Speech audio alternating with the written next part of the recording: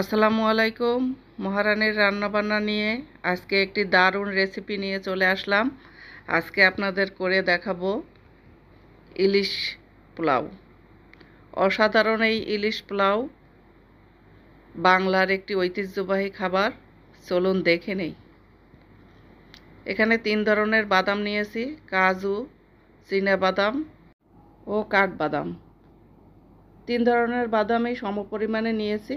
এখন ব্লেন্ড করে নেব। এদিকে পেঁয়াজ কুচি নিয়েছি 1/3 কাপ, এটাকেও ব্লেন্ড করে নেব। কাজু বাদামের পেস্ট একটি বাটিতে ঢেলে নিয়েছি। এখন একটি মশলা তৈরি করে নেব। এখন দিয়ে দিলাম 1 চা চামচ পরিমাণ হলুদের গুঁড়া, 1 চামচ পরিমাণ মরিচের গুঁড়া, 1 চা চামচ পরিমাণ ধনিয়ার গুঁড়া, 1 চা চামচ পরিমাণ জিরার গুঁড়া। এখন একটু মিশিয়ে নেব। এতে আরও দিয়ে দিচ্ছি পেঁয়াজ ব্লেন্ডার করে রেখেছিলাম তা। ভালো করে মিশিয়ে নেব।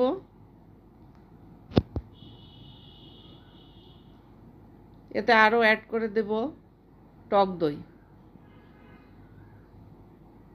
আমি এখানে টক দই দিয়েছি 2 টেবিল চামচ পরিমাণ। আর দিয়ে দেব আদা 1 চা চামচ পরিমাণ। এখন একসাথে ভালো করে মিশিয়ে এক পাশে রেখে দেব।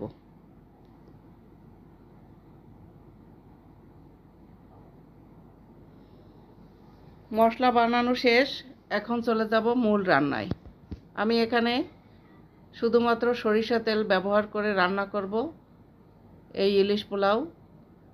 তাই এখানে 1/2 কাপ পরিমাণ সরিষা তেল দিয়েছি, আর তাতে দিয়ে দিলাম পেঁয়াজ কুচি 1 কাপ পরিমাণ।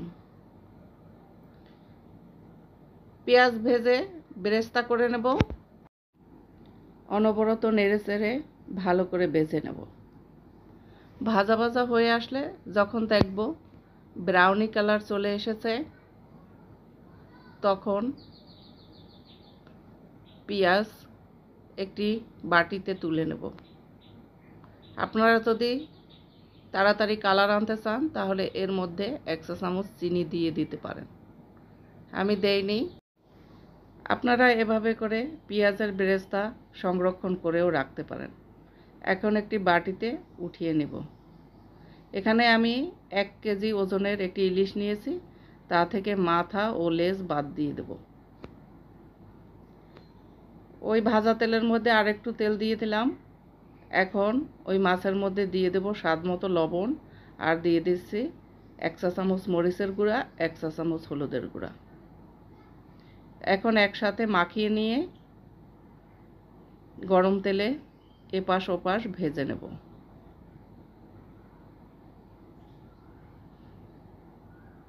যারা যারা আমার চ্যানেলকে সাবস্ক্রাইব করেছেন তাদের অসংখ্য অসংখ্য ধন্যবাদ।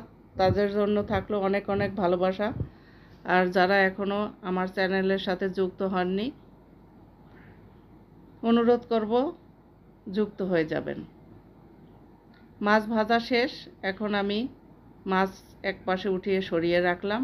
এখন ওই তেলের মধ্যে 1/3 কাপ পেঁয়াজ দিয়ে দিলাম। পেঁয়াজ একটু ভাজা ভাজা হয়ে আসলে তার মধ্যে পূর্বে রেডি করা মশলা এর মধ্যে দিয়ে দেব, যেটা আগে রেডি করে রেখেছিলাম। তাতে আরও দিয়ে দেব গরম মশলা, এলাচ, দারুচিনি, লবঙ্গ ও একটি কাঁচামরিচ কুচি করে দিয়েছি। এখন ভালো করে কষিয়ে নেব। একটু একটু পানি দিয়ে 2 থেকে 3 বার কষিয়ে নেব। মশলা ভালো করে কষিয়ে নিতে হবে। কষানো শেষ। এখন আমি এর মধ্যে মাছগুলো দিয়ে দেব। মাছগুলো দিয়ে সামান্য একটু পানি দিয়ে রান্না করে নেব 10 মিনিট।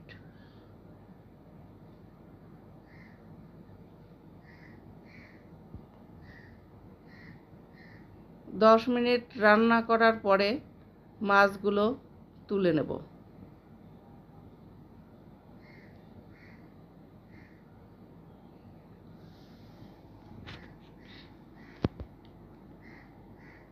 মাছগুলো তুলে একটি বাটিতে রেখে দেব।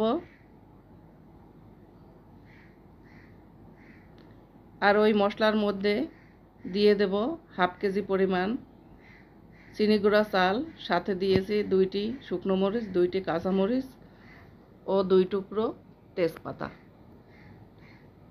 চালগুলো দিয়ে ভালো করে ওই মশলার মধ্যে কষিয়ে নেব। সাথে আরও দিয়ে দিচ্ছি হাফ চা চামচ আদা বাটা। পানি দিয়ে দেব 1 লিটার। এবার পানি দেওয়া শেষ হলে চারিদিকে ছড়িয়ে যাওয়া চাল ভিতরে এনে ঢাকনা দিয়ে রান্না করে নেব। 10 মিনিট মতো রান্না করে নেব। এখানে স্বাদ মতো লবণ দিয়েছি 1 চা চামচ পরিমাণ। 10 মিনিট পর ঢাকনা খুলে একটু নেড়ে চেড়ে দেব। পানি প্রায় শুকিয়ে এসেছে, চালও প্রায় 80% সেদ্ধ হয়ে এসেছে। এখন এই পর্যায়ে আমি একটু চিনি দিয়ে দিলাম 1 টেবিল চামচ পরিমাণ। আপনারা যদি কেউ পছন্দ না করেন তাহলে নাও দিতে পারেন, তাতে কোনো অসুবিধা নেই। এবার রান্না করে রাখা মাছ এর উপরে দিয়ে দিলাম, আর দিয়ে দিলাম কিশমিশ, দিয়ে দিলাম ভেজে রাখা পেঁয়াজের বেরেস্তা।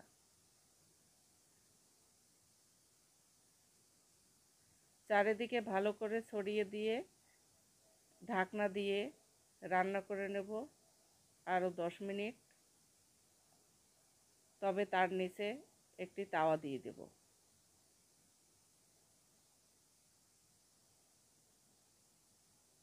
দমে রেখে দেব 10 মিনিট।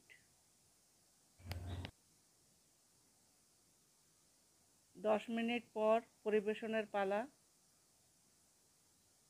আমি এখন একটি প্লেটে আপনাদের পরিবেশন করে দেখাচ্ছি। দেখুন কতটা ঝরঝরে ইলিশ পোলাও হয়েছে। দেখতে যেরকম অসাধারণ ছিল, খেতে খুবই অসাধারণ ছিল।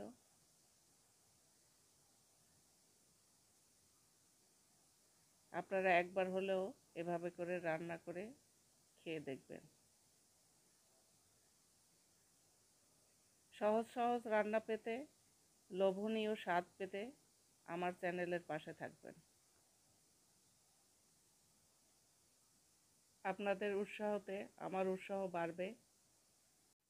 একটি পোলাওয়ের গায়ে অন্যটি লাগেনি, একদমই ঝরঝরা। এই ছিল আজকের রেসিপি। সবাই ভালো থাকবেন, দোয়া করবেন। আজ এ পর্যন্ত, আল্লাহ হাফেজ।